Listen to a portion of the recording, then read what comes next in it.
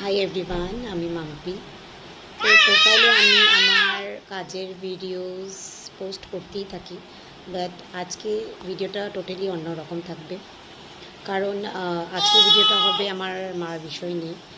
তো মোটামুটি 1 মান্থ থেকেই আমি ফলো করছিলাম মার লেন্সের ভিতর যেটা পিপল থাকে, তো পিপলটা পুরোটা হোয়াইট হয়ে গেছে লেফট আইটার।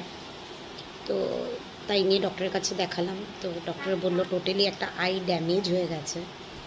আর আমরা তো শক তখনই হলাম যখন টোটালি মা একটা চোখ দিয়ে দেখেই না, পুরোটা অন্ধকার। মানে রাইট আইটা মানে এরকম করে ঢেকে রাখলে টোটালি লেফট আই দিয়ে হচ্ছে না দেখা। তো এটা নিয়ে সার্জারি করতে হবে। সার্জারিটার নাম হচ্ছে ক্যাটারেক্ট সার্জারি। তো ভেরি সুন আমরা সার্জারিটা করব,